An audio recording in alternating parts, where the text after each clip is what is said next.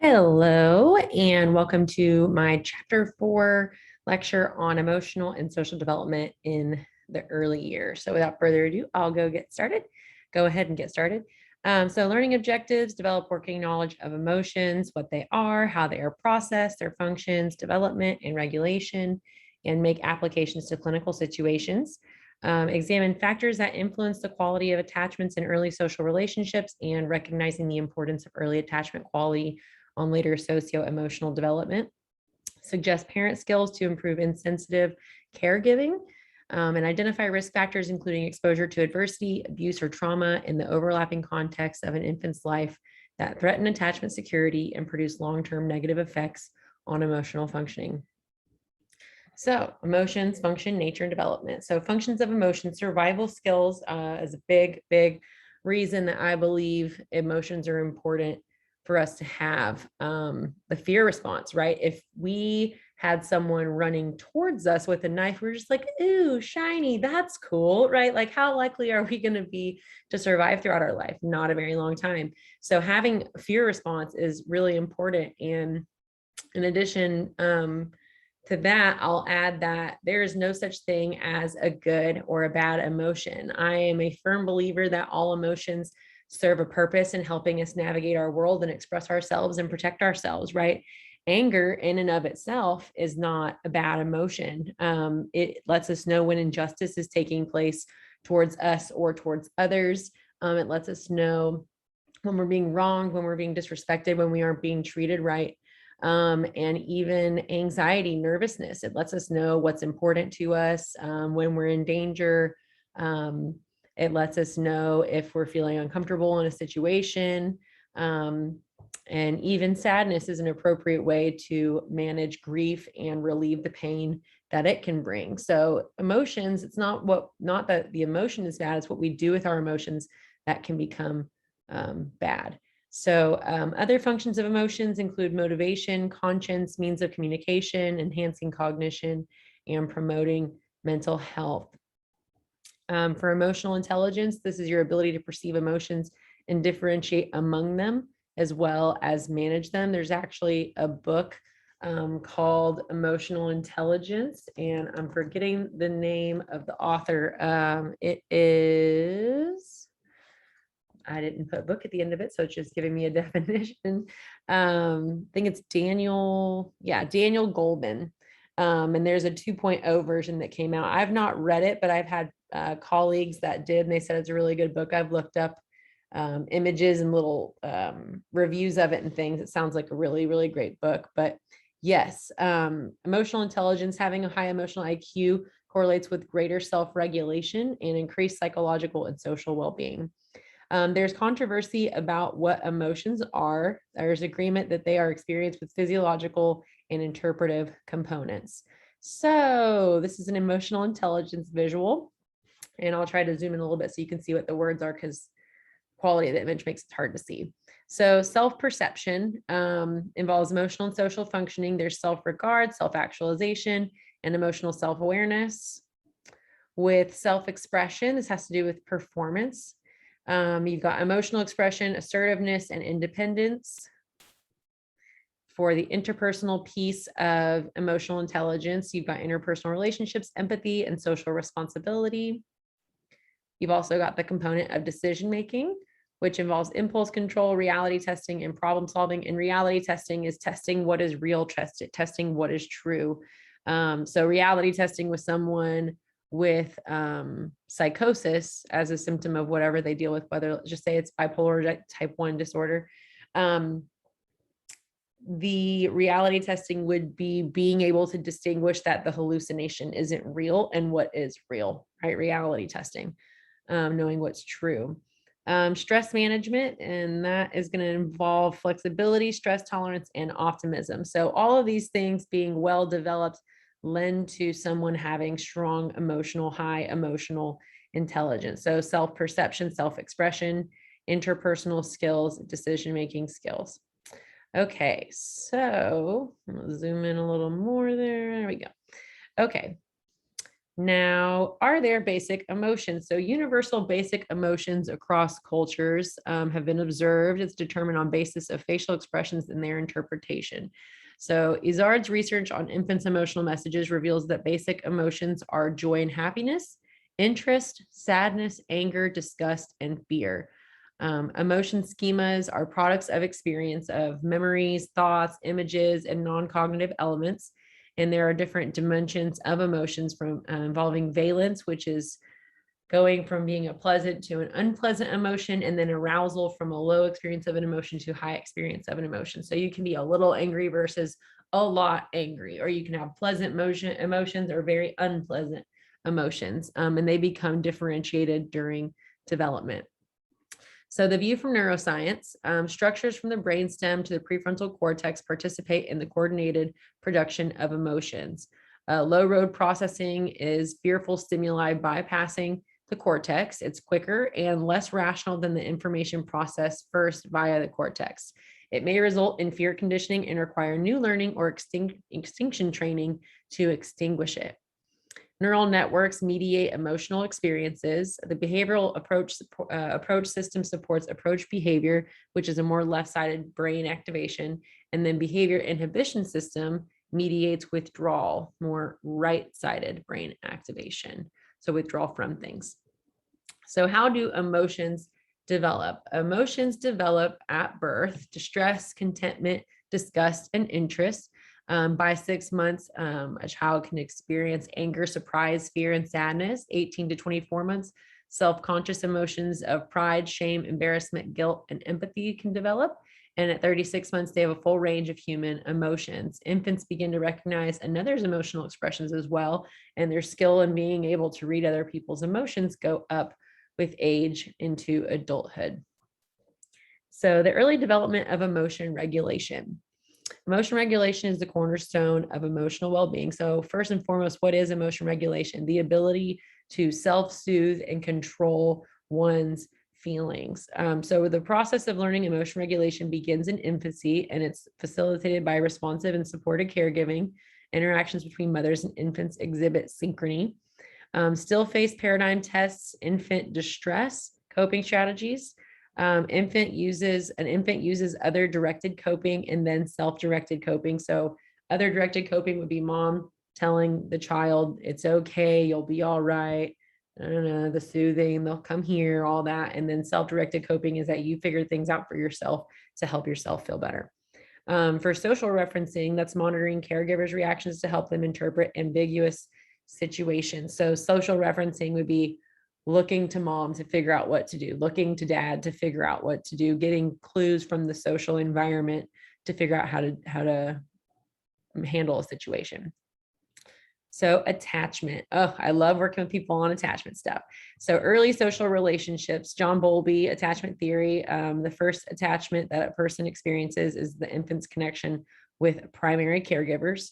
The attachment is the evolving system of adult and infant behaviors. There are three purposes of functions of attachment systems: proximity maintenance between infant and caregiver.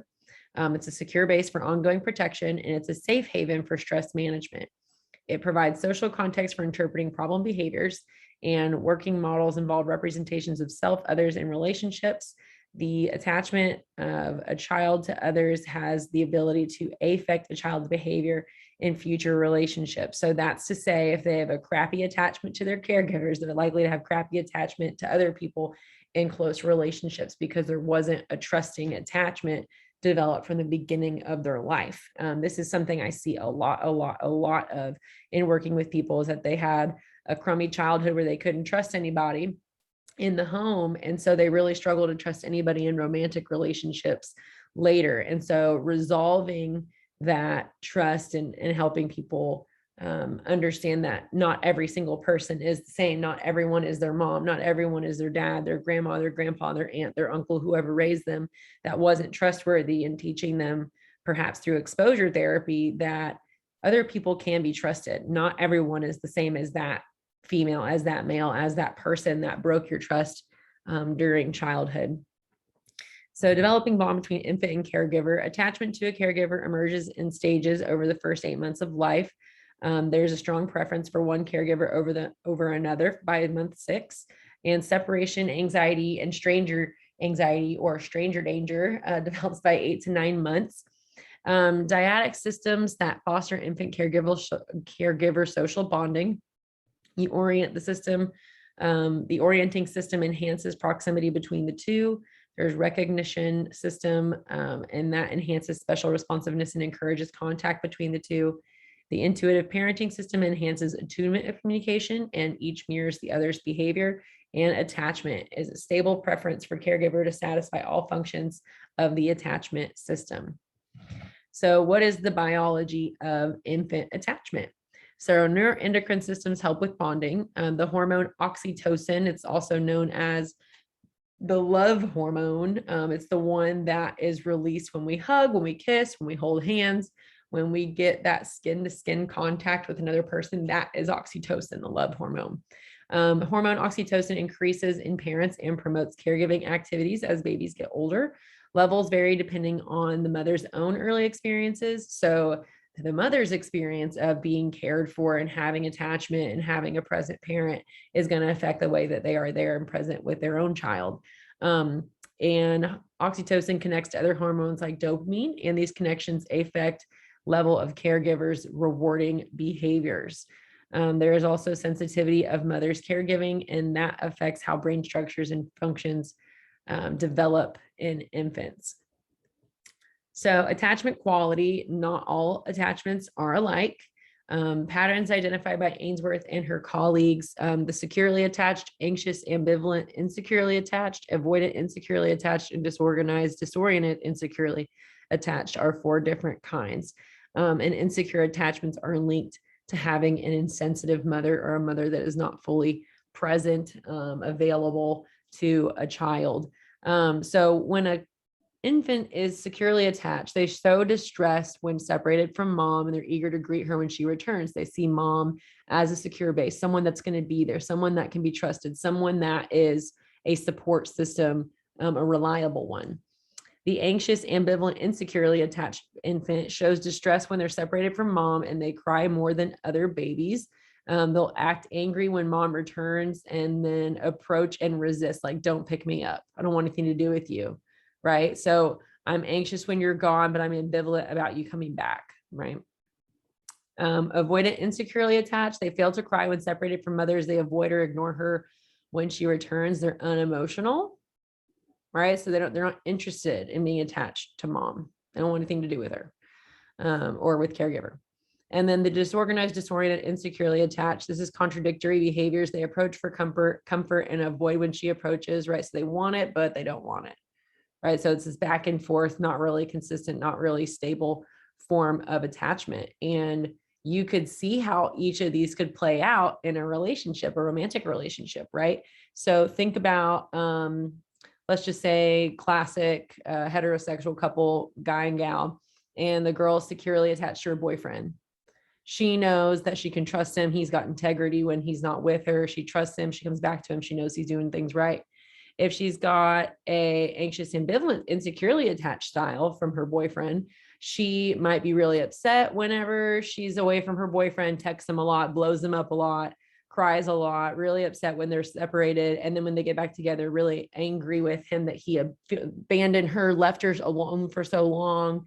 How could you leave me for that many days? Why didn't you answer my calls? Where were you? Right. There's that insecurity, that anxiousness about the attachment. Can I not really trust them as much as I thought? And that results in those anxious, over attaching behaviors. The avoidant, insecurely attached. This might be the, I don't care where you go. I don't care what you do. Right. I don't really care about this relationship, whatever, break up if we want, I guess, whatever. Right. Very just nonchalant, indifferent type of relationship. And then disorganized, disoriented, it's insecurely attached. That could be, you want to go to your boyfriend, she wants to go to her boyfriend, but she kind of doesn't want to be held. And this could even be seen in like an abusive situation where I want to be close to my boyfriend, I want to be comforted by him, but I don't want it, whatever, never mind. Right. And the boyfriend might be perceived as dangerous, or just not someone that is safe to comfort. but they want the comfort. So it's this disorganized, disoriented, back and forth type of relationship. I hope that example makes sense. Insecure attachments linked to insensitive mothers. So you see how your attachment style at birth and during childhood development can really affect relationships later, even with friendships. Maybe you're really rigid and you don't want anything to do with friendships because you can't trust anybody. If I couldn't trust my parents, why would I trust anybody else? Why would I want to? I don't want to get hurt like that. I don't want to get let down like that, right? Here is a model to understand different attachment styles. So you see the up and down. This is seeking others out versus avoiding intimacy is this measurement here. And then across is the positive view of the self where you're self-confident, and then anxious is the negative model of the self. And you can see where these four fall. So you've got let's start over here, secure attachment, you're comfortable with intimacy and autonomy in close relationships, self-confident, and you resolve conflict constructively. Preoccupied attachment is you're overly invested and involved in close relationships. You're dependent on others for self-worth, demanding, needy, and you approach orientation towards others. The dismissing attachment style is you compulsively self-reliant and distant in relationships. You downplay the importance of intimate relationships, the I don't care, whatever, it doesn't matter attitude, right? And then there's the fearful type of attachment where you're dependent on others but avoid intimacy due to fear of rejection. So low self-esteem and high attachment anxiety could be part of that, right? And then another model I have here is another way that explains it with avoidance versus anxiety. It's just another way to understand it. So positive model of others, there's low avoidance of others versus high avoidance of others. And you can see that the last one was avoid intimacy versus seeking others out. So it's just another way to look at it. Low anxiety versus high anxiety, right? And then these all kind of repeat exactly what the last one said, but I just wanted to show you two different versions of that model.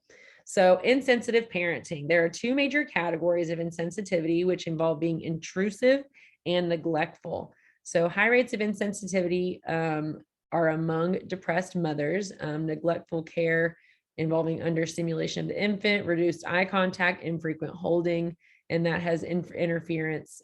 That can also include interference with infant exploration. So you don't let them crawl around, you don't let them play in the mud, you don't let them look at things.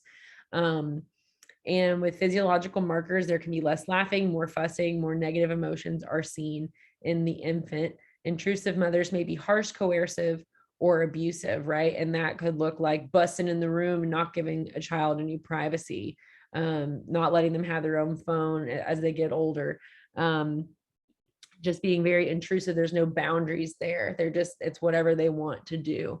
Infants have less effective coping skills with their own stress when they have an insensitive parent because they're not being modeled positive coping skills or being shown how to manage their feelings. So you can understand why they would have a less effective set of coping skills because of that. Okay, so these are 4 different parenting styles. So the permissive, authoritative, and uninvolved, and authoritarian. And I'll zoom in on each one just to make it a little easier to read because it's a little bit fuzzy. So you can see first that the high and low responsiveness scale is here, and then low versus high demandingness is there.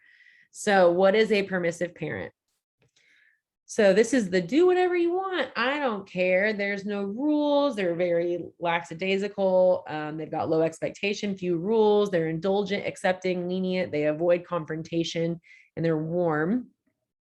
The uninvolved parent is the I really don't care. They have no expectations, very few rules, often absent, passive, neglectful, uninterested, competing priorities with the children. Another way that you could spot this is if the parent doesn't know where their kids are a lot of the time. I don't know where they are. Maybe they're at school, right? They don't have any idea what's going on because they're not involved. And the problem with these two parenting styles, permissive and uninvolved, or one of the biggest problems is that the children are very likely to develop bad habits, right? Because if I don't have any rules or expectations, why are my kids going to be held accountable to brushing their teeth, showering, doing hygiene practices, doing their homework, right? So these kids that have uninvolved and permissive parents are more likely to have bad grades, bad hygiene, bad health, bad habits because they don't have any structure being given to them at home. So authoritarian. So this is also not good. This is, I call it like the Hitler of parenting styles. There's high expectations, clear rules, or forceful, autocratic, rigid, punishment, limited warmth. Because I said so, do it because I said so. I'm the parent, you're the child, I'm the mother, I'm the father, you do what I say. There's no compromising. The children don't really have a voice.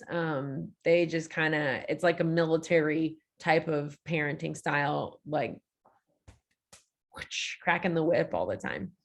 And then your ideal parenting style that you want to go with is authoritative.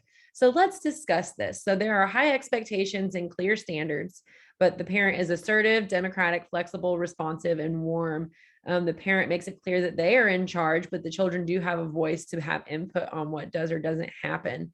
So they've got structure, and it's a very, very effective form of parenting, and it's shown to have the best results with kiddos in terms of becoming productive members of society, healthy individuals. So child's role in attachment. So the temperament, what is temperament? This is is referring to the emotional and behavioral characteristics, traits that an infant has. So traits can involve fearfulness or reactivity, negative emotionality, activity level, positive affect, attention, persistence, and rhythmicity. It is biologically based. Genetic and epigenetic contributions are involved, and newborn reactivity becomes behavioral inhibition or shyness. Genes and environment result in differences in brain functions. A study of 3-month-olds categorized as easy babies. They're slow to warm, difficult, or a fourth group of variable traits.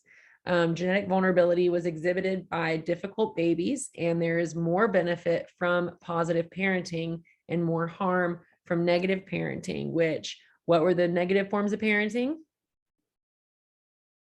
Permissive, uninvolved, and authoritarian, right? Authoritative is the one you want to shoot for. So role of temperament and development of attachment relationships. So temperament and caregiving affect attachment security. Greater emotion regulation in babies with sensitive care. There's greater challenge to provide sensitive care to a difficult baby, and there's a greater ability of some mothers to respond sensitively. Temperament traits are linked to attachment quality in their first year of development. Effects largely are the result of their influence on quality of care. Specific traits affect kind of insecure attachment that forms, and traits make infants differentially susceptible to positive and negative care in formation of attachments. So mothers and fathers and cultural influences. Primary attachment is usually with the mother. Multiple attachments, father and other significant caregivers, so grandparents, aunts, uncles, cousins, anybody involved in taking care of the child could be a significant attachment depending on their presence in the child's life. Consistent, secure attachments can happen if they're securely attached to mom. Quality of caregiving in each relationship affects attachment. The amount and quality of the father's involvement affects attachment as well. Infant attachment behaviors can be the same with mothers and fathers, and caregiver sensitivity can have an effect on attachment consistency across cultures. Tenets of attachment theory apply universally. So infants and daycare. The majority of infants in daycare still form secure attachments with their mothers, but they risk insecure attachments developing at a higher rate. So increased attachment risk for infants in poor quality daycare is a possibility. So that means if they've got a daycare that is neglectful or abusive or different things like that, that increases a risk for poor attachment to caregiver, because it's like, well, why the heck did you leave me at this place to be neglected or to be abandoned, to be hurt, right? And so that can affect their attachment with the caregiver. So long-term effects of early substitute care, quality and quantity of childcare moderates cognitive effects, family income moderates cognitive effects, and impact on child stress regulation mechanisms. And that can negatively affect the immune system. So you could develop health issues as a result of poor attachment. So importance of early attachments. Infant attachments predict later psychosocial developments. It's seen in measures of autonomy, self-confidence, trust in others, the ability to resolve conflicts later in life. Children insecurely attached to both parents are most likely to develop behavior problems because there's double insecurity, right? Like neither parent provides secure attachment. And so you might see this being a very defiant child. You might see this being an outcast or someone that just doesn't feel like they belong anywhere or fit anywhere. They don't have any close relationships in their life. Everybody's kept arm's length or 2 arms lengths distance. Ongoing quality of care can strengthen or redirect outcomes, right? So like a child that's removed from a really neglectful, abusive home and placed in a more loving home, that can help change the direction that child's attachments are going. Quality of care has greater effect on outcomes than particular parenting practices.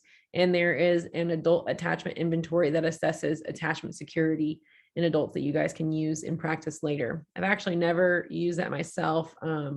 I'll look into it. Maybe I'll want to.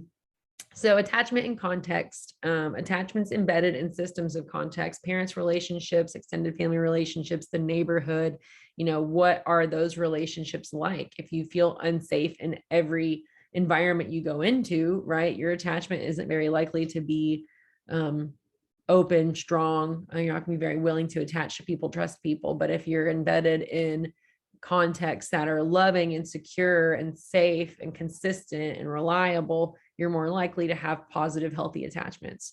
All contexts affect infants' emotional well-being and attachment security. Children under the age of 5 especially are at risk if exposed to negative experiences, trauma, maltreatment, accidents, and conflict. They're more likely to form insecure attachments. And where did it say that word? Adverse experience, negative experiences. Something that I use often, and I didn't put it into this slideshow, is the Adverse Childhood Experiences questionnaire. It's something that I often use with most every single client I work with if they're verbal and they're able to express this. I ask them the Adverse Childhood Experiences questionnaire to gauge whether they've been through any of those kinds of experiences, because the highest a score can be on it is a 10. And let me see if I can pull up a picture of it to put in this slideshow right now while I am talking to you guys about this. So the ACE questionnaire, the highest a score can be is a 10. And the significant score, if I remember correctly, on it is a 6. And so if you get a score of 6, that is an indicator for potentially having PTSD or a similar diagnosis. So let me see if this will, yep, there we go. Okay, so this is the Adverse Childhood Experiences questionnaire. And what you do is you go through and you just tell the person that you're working with that during the first 18 years of life, did you experience this or that? Did you experience this or that? Did you experience this or that? Right? And it asks about swearing, insulting, humiliating. Were you afraid you might be physically hurt? Did a parent, adult in the household often do any of these things? Hit you, leave marks? Did a person older than you ever touch or fondle you in a sexual way? Did you try to actually have any kinds of sex with an older person? Did you often feel no one in your family loved you or thought you were important or special? Did you often feel your family didn't look out for each other, feel close to each other, or support each other? Did you often feel you didn't have enough to eat? So it goes on with all these adverse experiences, divorce, if mom was abused or stepmom was abused, if anyone was dealing with addiction, if anyone was dealing with mental illness, or if a household member went to prison. These are all considered adverse experiences. And I have only ever had 2 patients in the last 6 years that scored a 10 on this, which means they said yes to at least one of the things in each of these questions. So if you only answered yes to one of the things on 5, it's still a 1. And if you read all these questions, it makes a lot of sense why you would want to ask this if you want to understand why someone's attachment issues are the way that they are, or why they developed in the first place. If they had a very insecure home growing up, a very unsafe home growing up, that'll help you in understanding the direction you can take therapy that you do with that person, right? So that's the ACE questionnaire. Reverse childhood experience questionnaire, definitely a good tool that I use with most every single patient I work with. And then on the next slides, these are just some different tools that I use with patients in therapy to help with emotion education. If they're verbal, of course, that makes a big difference. So this is called an emotion wheel. I love using this. I've even seen it on pillows before. I've wanted to get one, but I'm working virtually, so not useful for me right now. But the way that this works is that the main emotion is in the middle, and then that emotion branches out into these other illustrations of the emotion. There's other different versions of this. This is just a quick one I grabbed. So instead of explaining that you're mad, you can say, I'm feeling distant. I'm feeling frustrated. I'm feeling irritated or jealous. I'm feeling hurt. I'm feeling critical. I'm feeling selfish or angry. If you're feeling scared, you could say you're feeling insignificant, inadequate, embarrassed, overwhelmed, submissive, all these different kinds of things. And when you're empowering patients in the counseling setting to be more assertive, it can sometimes make their assertions more strong and powerful and effective if they can adequately describe how they're feeling. Instead of saying, you're making me so mad. How about you're making me feel so disrespected right now? Can you please stop? Oh, right. Might have a different, but oh, I'm making you angry. Oh, I'm making you disrespected. I think some would be a little bit less likely to make fun of someone expressing that they were feeling disrespected, right? And especially if it's a sibling or somebody, you would hope. But anyways, so this is an emotion wheel, and this can be something used for educating people on their feelings. I get a lot of people that come in and say, I don't know how I feel about it. I don't know how I feel about this thing that just happened to me. Like, okay, well, here's an emotion wheel. Or I'll even pull it up on screen since I'm virtual, like I said, and say, okay, what of these emotions on this emotion wheel would you say you identify with about your current situation? You just look through there, and anything that sticks out to you that you feel like applies, point it out, right? And it's really, really useful. A lot of adults, I use that with a lot of adults. Okay, and this is one that's a little bit more for the kiddos, so it's more simple and, based on the cognitive and emotional development that we've been reviewing. You can understand why there's fewer, because they understand fewer when they're younger. So you can do happy, sad, scared, hurt, worried, angry. Here's another one, feelings, faces, and just zooming in a little bit, you can see how it's got each of the faces that goes with different emotions. So suspicious, surprised, happy, angry, shocked, overwhelmed, lonely, hopeful, frustrated, disgusted, right? And it gives you different faces so they can understand what each emotion might look like. And the next one I think is my favorite for kids. It's called the pizza emotion wheel. So the crust has the main emotions, and then the pepperonis are all different versions of the outside crust emotion. So for mad, you've got annoyed, disgust, rage, and hate. Under scared, you've got nervous, afraid, unsafe, awkward. Under bad, you've got shame, lonely, jealous, guilty. Sad, you've got missing, down, lost, calm, safe, gentle, content, hope. Happy, fierce, content, kind, proud, love, excited, eager, awe, curious, surprised, overwhelmed, amazed, shocked, right? It's just a way to help kids identify what emotions are similar to each other, understand how they feel when feelings show up in their lives. And it also can be a tool you can empower parents with to say, hey, I want you to use this emotion wheel with your kiddo in the next week and help them to identify how they feel about different things, right? Because maybe the parent just goes on assuming that they're angry all the time because they throw stuff, but maybe they're scared. The kids just don't have the words to express that, right?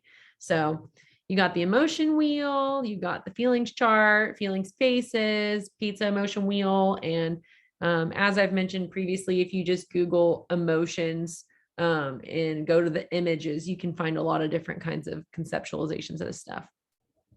So for applications, interventions for troubled infants, you must take into account their needs and the parents' needs. You want to provide basic knowledge about child development, teach parents new skills within the counseling framework, use floor time techniques to improve parents' observational skills, floor time meaning playing with their kids on the floor, and then teach games or routines that practice turn taking and sharing. And then this last bullet I added, attachment issues can affect therapeutic rapport and efficacy, right? So if someone has a disorganized attachment style or avoidant, fearful, or anxious attachment style, how willing are they going to be to trust a stranger in me as a therapist or in you as a future therapist? right? It can definitely have implications for their lack of willingness to open up in the therapeutic relationship and work through their stuff, right? So you want to be aware of whether attachment issues exist, because it can help you with your interventions and making them timely and appropriate.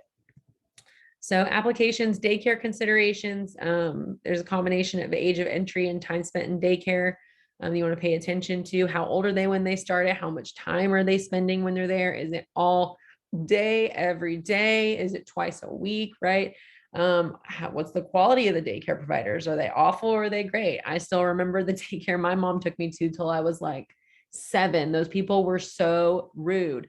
And I just did not do naps. I did not do nap time. I didn't get tired. And so I would stand up during nap time and try to go play, and they'd yell at me to get back on the mat. And I hated that place. And I even remember one time I fell and scraped my knee, and I went to get help, and they just like rolled their eyes and didn't want to help me. It was an awful experience. So, I don't know if that had any implications on my attachment to my mom, because it's been a long time since that happened, but I hated going to that place. Why would you take me here? Why would you put me here? This place sucks, right? And that can affect attachment. So you want to pay attention to that. If any of you are parents, where are you taking your children? Have you screened the caregivers? Are they good people? Are they good caregivers? What is the quality of the center? And you want to pay attention to the uniqueness of the child. Do they have a temperament and gender related, or their temperament and their gender are related to differential outcomes? And so if they are more fussy and more likely to be yelling, crying, angry, upset, how are the daycare providers going to be responding to that? Are they going to be empathetic to that? Or are they going to be like my nanny that we had when we were younger? So before we went to that daycare, my mom actually planted a camera in one of our houseplants because she was suspicious that our nanny was abusing my siblings, and she caught her on camera slapping my brother's legs and screaming at him in Spanish because he was crying. And I mean, you just don't know. And I don't know if that kind of stuff still happens. Probably people still have nanny cams and all kinds of things. But you wouldn't have expected that. She's paying her to take care of us, take care of her kids, and she's catching her on camera abusing her children. So that can have an effect on attachment, right? Even if it's not the parent doing the abuse, if it's the caregiver, that's separate, that can have an effect.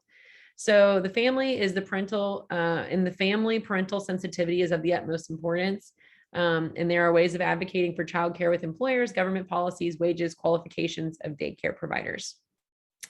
And then applications for preventing maltreatment. There's extreme harm from early maltreatment. Neurobiological consequences of early maltreatment include impaired cognition, memory, and attention, impaired reward circuitry, which has a relationship to depression and addiction. There's greater amygdala activation, which relates to depression, anxiety, preoccupation with safety, perception of threats, chronic HPA cortisol dysregulation, damage to the brain and organs, higher reactivity for new stress, affective disorders, epigenetic modification of glucocorticoid receptors, hypervigilance, anxiety and depression, and immune system activation, which causes imbalance in immune responses. So it could lead to a chronic illness, perhaps, and someone could become immunocompromised because of the high stress. So how can you apply this in a counseling environment? You can educate somebody on the reasons that might have led to their alcoholism developing, or heroin addiction, or marijuana addiction, or gambling addiction, or depression, or anxiety, right? All these different things can help you in educating a patient and helping them to be motivated to work on themselves. Kind of it's not your fault that you developed this way. It's a result of the environment that you grew up in. Right. And it can be really empowering for someone to realize it's not because of their brokenness necessarily. It's because of the broken caregiving that they received as a child that contributed to this thing starting up. Yes, of course, there is autonomy in that they choose to drink, they choose to use drugs, but they weren't set up with a very good foundation upon which to build their habits and behaviors, right? If they weren't given good attachment from the beginning. And the last slide on the chapter is focused on developmental psychopathology, attachment disorders. So maladjusted patterns of interpersonal connections that pervade social relationships in general. There's a genetic contribution. So callous unemotional traits like lack of empathy, manipulative relationships with others, lack of guilt, that can contribute to attachment disorders. So sociopath, psychopath, where they don't have well, the psychopath would be the one that inherits the inability to feel empathy versus the sociopath. I think I've mentioned this previously, but if not, the sociopath is the one that's socialized in an environment where they don't learn how to be empathetic. Disorganized attachment is associated with maltreatment. There are 6 types of frightened or frightening parental behavior. Reactive attachment disorder is also very possible for the child that is neglected and not given a lot of attention. It's also called RAD. This involves neglect and maltreatment by the caregiver and leads to withdrawn, inhibited, or indiscriminately social or disinhibited behavior. So kind of freak out when they're away from the parent and freak out when the parent's present, right? Reactive to their attachment. Treatment should be based on empirically supported principles, right? And so all these things definitely can inform your counseling practice and helping people understand themselves, understand their lives, help them understand what got them where they are. Okay, so questions. Maybe this is the part you guys always fast forward to. I don't know. So according to Izar, the expressive behaviors of infants reveal basic emotions that include joy, happiness, interest, sadness, anger, disgust, and what other emotion? Fear, pride, confusion, or shame? Fear, pride, confusion, or shame? The answer is fear. Okay. An infant encounters a new situation and turns to her mom to get emotional information from her mom's facial expressions or vocal expressions. The infant uses this emotional information from mom to shape her actions or response to the new situation. This is an example of what? Self-directed coping behavior, attachment, emotion schemas, or social referencing. Ding, ding, ding, social referencing. And a way to remember that is I'm looking to my social situation for a reference on what I need to do right now. Social referencing. What type of attachment exists between a mother and child if the child does not cry when separated from her mother and does not pay attention to her mother when they are reunited? Avoidant and securely attached, anxious, ambivalent, and securely attached, or situational securely attached? A, B, C, or D? A, avoidant and securely attached. Right, next question. In studies that compare the behavioral traits of babies with different temperaments, which group is likely to exhibit the most placidity? A, easy babies, B, slow to warm babies, C, difficult babies, or D, reactive babies? Which one's going to exhibit the most placidity, be most placid? Easy babies. Right? Which of the following is identified as a contextual risk factor in an infant's attachment status? A parent working outside the home, presence of a grandparent in the home, presence of older siblings, or parental arguing and conflict? Which one is a risk factor for attachment status? Which one puts the attachment at risk? Parental arguing and conflict. Okay. When Tamara responds to the crying of her 4-month-old baby, Jessie, she tries to figure out what has caused the baby's distress, hunger, wet diaper, etc., while making soothing sounds and holding the baby. Tamara's actions are blank. Jessie's developing emotion regulation abilities. A, blocking, B, irrelevant to, C, scaffolding, or D, disorganizing.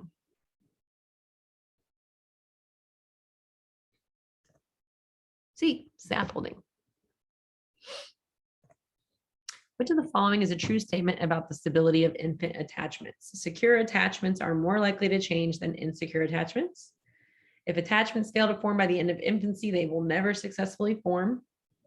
Changes in family stressors that lead to changes in caregiving quality can lead to shifts in attachment quality. Caregiver interventions cannot change infant attachment quality. A, B, C, or D? C. Changes in family stressors that lead to changes in caregiving quality can lead to shifts in attachment quality. 2 more. The term rhythmicity in regards to infants refers to excuse me, their ability to coordinate their actions, like looking and smiling, with those of a caregiver, their tendency to sway in synchrony with music, the production of cooing sounds in synchrony with music, or their biological regularity, as in how regularly they sleep or eat. Which one of these refers to rhythmicity? D, their biological regularity, as in how regularly they sleep or eat.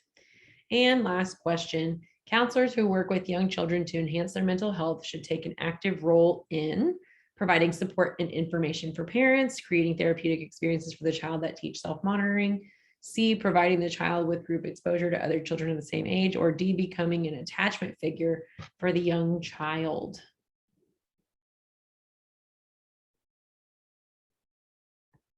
A, providing support and information for parents. All right, that is the end of my chapter 4 lecture, and you have a great morning, afternoon, or night, whatever time of day it is that you're watching this, and I'll see you in the next video. Adios.